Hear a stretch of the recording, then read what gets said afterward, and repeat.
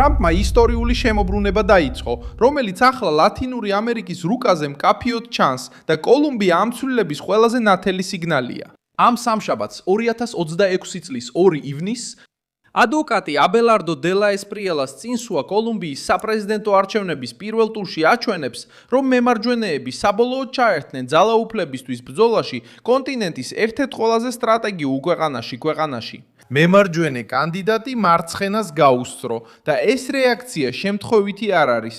ამავე დროს ლათინურ ამერიკაში ისტორიული პოლიტიკური ცვლილება მიმდინარეობს. რა შეიცვალა? რატომ ეხლა? როგორ ვითარდება ეს ცვლილება? ყველაფერს ახლავე გეტყვი. თუ ასეთი პირდაპირი და მოკლე კონტენტი მოგწონს, გამოიწერე არხი, რადგან აქ ყოველდღე ასეთ ვიდეოებს ვაქვეყნებთ. კოლუმბიის არჩევნებმა წითელი სიგნალი აუნთო ლათინო-ამერიკულ მემარცხენეობას, რადგან დე ლა ესპრიელამ პირველი ტური დაასრულა ხმების 43.7%-ით, ხოლო ივან სეპედამ დაახლოებით 41% მიიღო. შედეგმა გააოცა საზოგადოება, რადგან ზოგიერთი კვლევა მემარცხენეებს უფრო კომფორტულ პოზიციაში აჩვენებდა, მაშინ როცა ტრადიციული მემარჯვენეები ჯერ კიდევ ცდილობდნენ ცნობილ სახეებთან გაერთიანებას. მაგრამ კოლუმბიელმა ამომრჩეველმა კიდევ ერთი გზავნილი გააგზავნა. რბილი პოლიტიკის არჩევის ნაცვლად მან აირჩია კანდიდატი, რომელსაც ჰქონდა მკაცრი რიტორიკა დანაშაულის, კარტელებისა და არსებული კურსის გაგრძელების წინააღმდეგ. კოლუმბია ამ დაფაზე ჩვეულებრივი ერი არ არის. ის მდებარეობს რეგიონში, რომელიც დაძაბულია ნარკოტრაფიკით, გერილებით, შეიარაღებული დაჯგუფებებით, ვენესუელის კრიზისით და გავლენისთვის ბრძოლით ვაშინგტონს, მემარცხენე მთავრობებსა და კრიმინალურ ჯგუფებს შორის, რომლებიც საზღვრებს კვეთენ. როდესაც კანდიდატი, რომლის სტილიც ყველაზე მეტად გავს ტრამპს და ნაიბ ბუკელეს, პირველ ტურში იმარჯვებს, ეს გზავნილი ბოგოტადან მთელ ლათინურ ამერიკას გადაეცემა.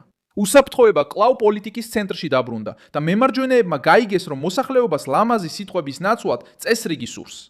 დე ლა ესპრიელა იმით გახდა ცნობილი, რომ იცავდა მკაცრ პასუხს დამნაშავეების მიმართ. ესენა აწუხებს მემარცხენეებს, რადგან ანგრევს ნარატივს, თითქოს ყველა უსაფრთხოების პრობლემა მხოლოდ მოლაპარაკების მაგიდით ხდება. ჩვეულებრივი კოლუმბიელი ხედავს გატაცებებს, გამოძალვას, ნარკოტრაფიკინგს და შიშის გავრცელებას სხვადასხვა სფეროში. როცა ოფიციალური პოლიტიკა დიალოგს პირდება, ხოლო კრიმინალი კვლავ შეიარაღებულია, ამომრჩეველი იწყებს სხვა გზის ძიებას. აქ ჩნდება დონალდ ტრამპი, როგორც ამ ცვლილების ცენტრალური ფიგურა. მისი გავლენა მხოლოდ მიტინგებზე, წითელ ქუდზე ან ეფექტურ ფრაზებზე არ ჩანს. ის ჩანს მეთოდის ცვლილებაში. დონალდ ტრამპმა სუვერენიტეტის, საზღვრის, უსაფრთხოების და ეროვნული ინტერესის იდეა მემარჯვენეების ცენტრში დააბრუნა. მან აჩვენა, რომ კონსერვატიულ მთავრობას არ სჭირდება ბოდიშის მოხდა თავისი ტერიტორიის, მოსახლეობისა და ეკონომიკის დაცვაზე. ეს ენა ვაშინგტონს გასცდა და დაიწყო საუბარი მემარცხენეებისგან დაღლილ ამომრჩევლებთან კონტინენტის სხვადასხვა ნაწილში.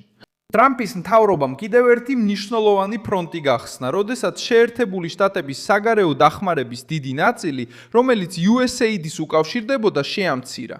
2025 წელს მდივანმა მარკო რუბიომ დაადასტურა სააგენტოს 83 პროექტის გაუქმება და თითქმის 60 მილიარდი დოლარის საგარეო დახმარების შეწყვეტა. მემარჯვენეებისთვის ეს შემცირება შეეხო ძველ მექანიზმს, საერთაშორისო გავლენის სისტემას, სადაც ამერიკული საჯარო ფული უცხოეთში პროგრამებს, ქსელებსა და ორგანიზაციებს აფინანსებდა, რა თქმა უნდა პოლიტიკური კონტროლის გარეშე. ლათინურ ამერიკაში ეს ცვლილება ხდება მარცხენა ძლიერი კრიზისის პერიოდში. არგენტინამ უკვე აირჩია ხავიერ მილეი, რომელიც სოციალიზმისა და გაბერილი სახელმწიფოს წინააღმდეგ გამოდიოდა. ელ-სალვადორმა ნაიბ ბუკელე განამტკიცა როგორც ბანდებთან ბრძოლის სიმბოლო. ეკვადორმა დანიელ ნობოა ხელისუფლებაში დატოვა უსაფრთხოების და დანაშაულთან ბრძოლის დრის წესრიგით. რეგიონის სხვა ქვეყნებმაც დაიწყეს საზღვრის, ნარკოტრაფიკის, ციხეების, სუვერენიტეტისა და შეერთებულ შტატებთან ურთიერთობის ბევრად უფრო პირდაპირი ფორმით განხილვა.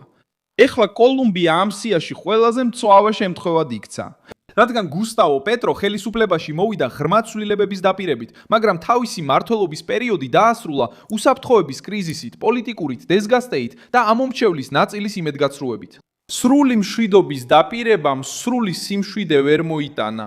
შეიარაღებული ჯგუფები მოქმედებას აგრძელებდნენ, მთელი რეგიონები კვლავ შიშის ქვეშ იყვნენ და მოსახლეობამ მემარცხენეების რიტორიკა ძლიერ დამნაშავეებთან მიმართებაში სუსტ დაცვად აღიქვა. კოლუმბიის მეორე ტური იქნება პირდაპირი ბრძოლა ორ პროექტს შორის.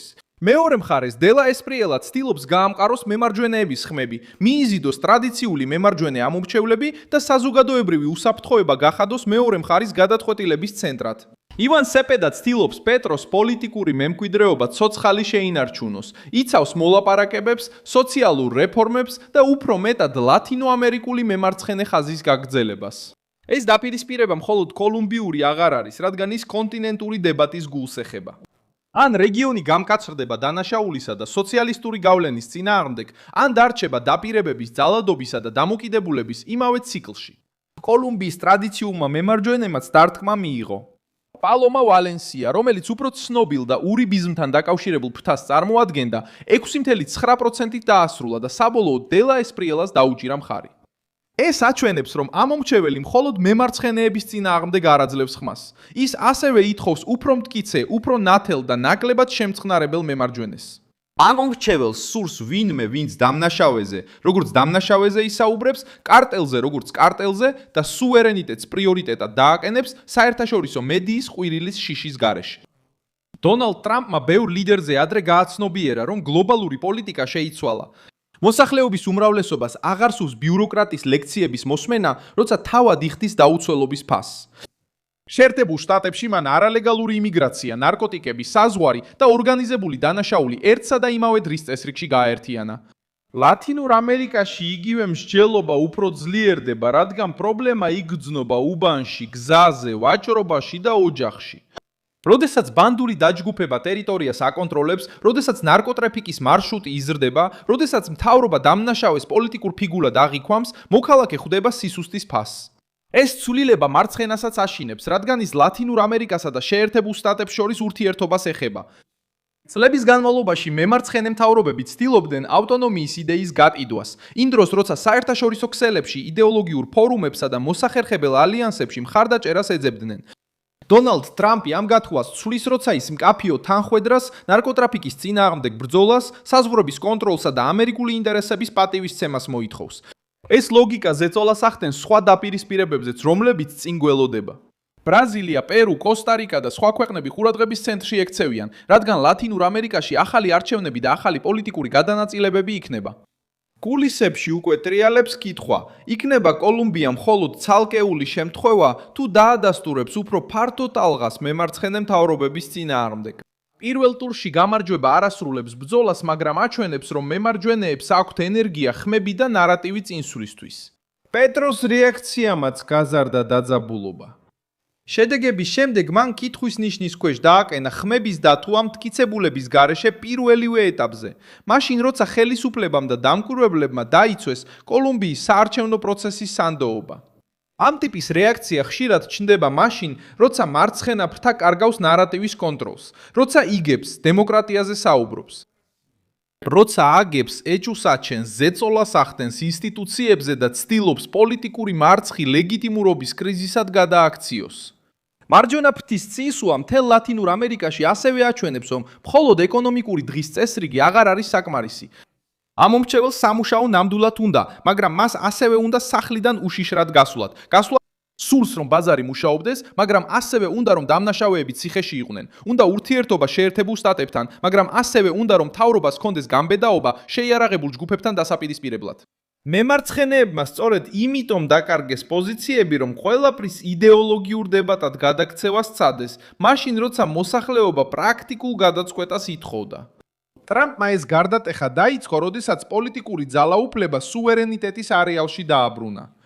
გარე სტრუქტურების მოჭრით, კარტელების წინააღმდეგ მკაცრი რიტორიკით და ამერიკული ინტერესების მხარდამჭერი მთავრობების დაცვით, მან დისკუსია იმ მიმართულებით წაიყვანა, სადაც მემარჯვენეები სურდათ მისვლა, უსაფრთხოება, საზღვარი, საჯარო ფული, უცხოური გავლენა და ეროვნული გადარჩენა. მემარჯვენეებმა გააცნობიერეს, რომ შეუძლიათ გაიმარჯვონ პირდაპირი საუბრით, ხოლო მემარცხენეებმა დაინახეს, რომ ძველი დაცვა უკვე აღარ მუშაობს ისე როგორც ადრე.